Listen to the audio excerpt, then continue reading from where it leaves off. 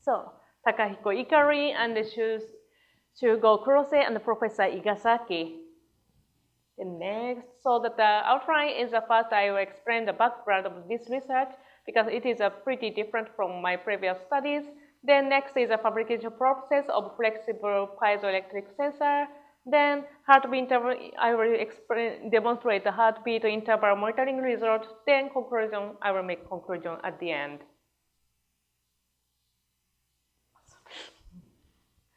So the heartbeat interval, what is the heartbeat interval? Generally speaking, it is monitored by electrocardiograph, ECG. So first, normally the switch was on to the heart, and then we will see as a P wave, this one. Then after that, electric signal arrive the heart cardiac chamber. Then it will make, and the heart indeed shrink. Then it will appear as a QRS wave. Then after that, electric current was off, and then heart was released, and then it was showed up as T wave. So generally speaking, for ECG, traditionally, like a P wave was very important, and many people are measuring the indeed the PP interval for the many heart diseases, such as cardiac infarction or abnormal heart rhythm. But in this recently, the RR interval was really some researchers start to investigate because yes, indeed RR interval normal people there was an RR interval fluctuation because this is really related to our heartbeat interval was related to the emotion. Yeah, like when we are nervous, certainly our heartbeat increases. So that it is related to the physical condition like heart rate and blood pressure and respiration. And because heart rate, pressure, respiration was fluctuated by many reasons, then autonomous nerve system will control. So that's why if we have a normal autonomous nerve function, then there is a certain RR interval fluctuation. So if there is some abnormal function, abnormal nervous system, especially autonomous nerve function, then there will be less RR interval fluctuation. So what can be done for if we know the abnormal autonomous nerve function? There are many diseases, but typically we can say that, just a moment. Yes, typically it can be epileptic insult, so that when there is a attack, this kind of insult happens, then just before this symptom happens, then there is a less RR interval. So if we can measure RR interval precisely, then they can stop the car before the serious accident. Already some researchers said the ECG monitoring, they can detect the symptom, the insult, epileptic insult before the serious attack. But problem is, so that it is, of course, in these days it will be wireless, but the problem is that they need to put the multiple sensor in the very precise place, or even not precise place anyway, they need to attach the sensor. So that normally epileptic insult, serious insult happens because they forgot to take a medicine. So why the people who forgot to take a medicine can put the sensor every day in the same place. So it is, so we want to reduce the stress for the patient. So if we can monitor the RR rate by pulse interval, it can be nice. But normally, we know that pulse interval is not matched with RR interval. And normally it was measured by optical method in these days. So our challenge is we measure the RR interval by piezoelectric sensor. So the piezoelectric sensor is made by normally piezoelectric ultrasonic transducer by Sologen composite.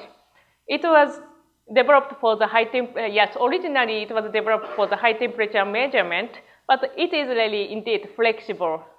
Why flexible is, like last person, just the previous presentation said that there is a porosity inside the film. And then last person also explained that because it is a very broadband and there is less crosstalk because really there is a lot of damping by porosity. So because there are a lot of damping, so that means that it is less ringing effect.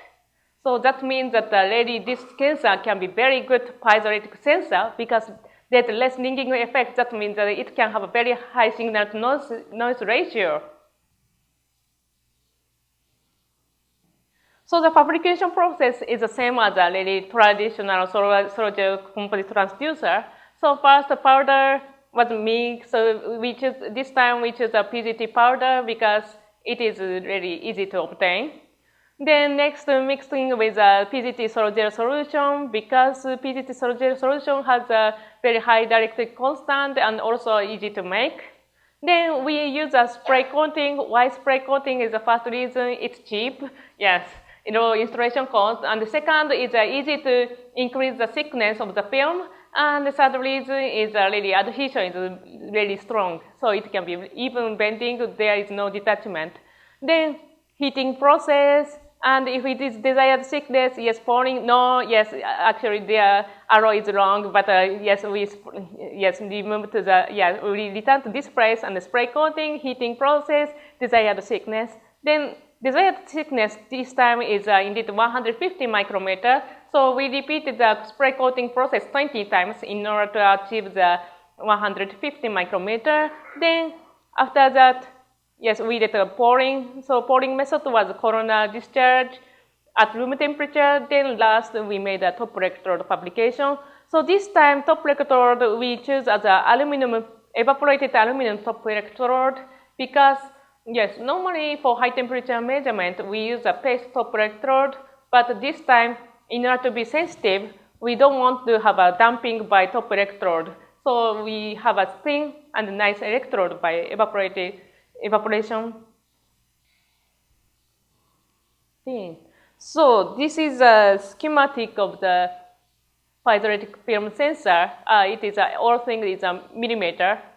Yes, it is relatively big because indeed it was designed for the health monitoring chair, but indeed, we changed to the pulse monitoring because it seems like it is easier challenge.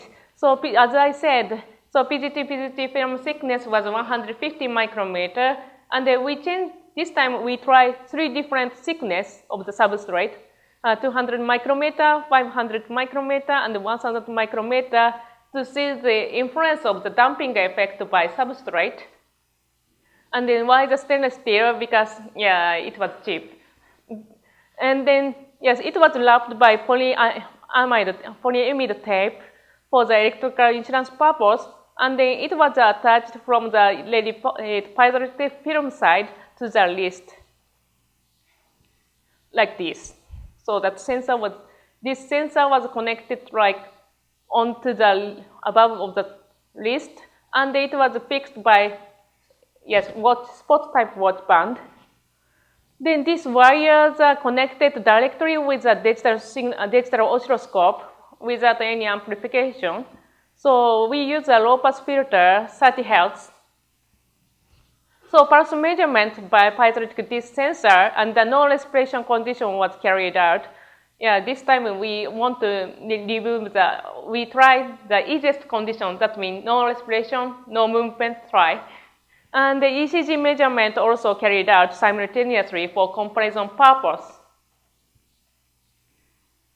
So this is the result with 200 micrometer substrate thickness. So this black one is a ECG, and this red one is a PZT sensor.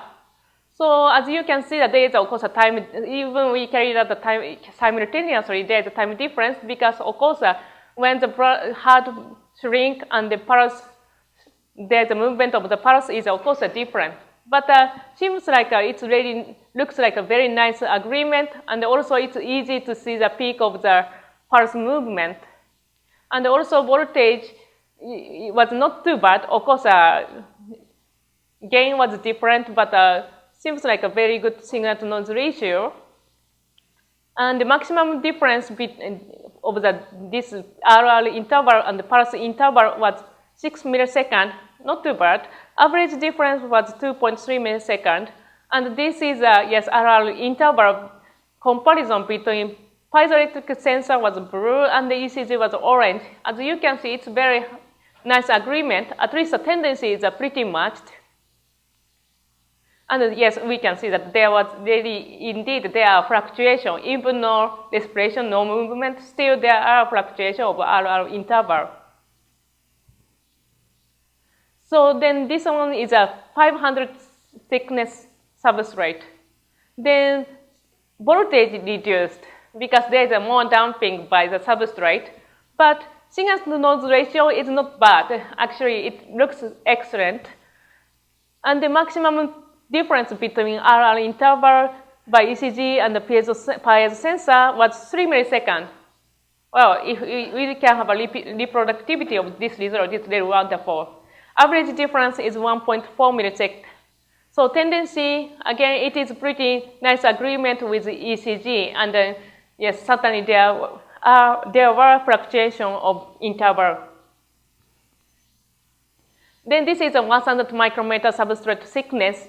So yes, voltage reduced, and the signal-to-noise ratio becomes very low. So we didn't calculate because we think it is too much damping by substrate. So conclusion. So first feasibility study, we succeeded. Then next, a lot of works remained. Reproducibility, without respiration control monitoring, without movement control monitoring. That means a wireless challenge. But yes, we will try. Thank you.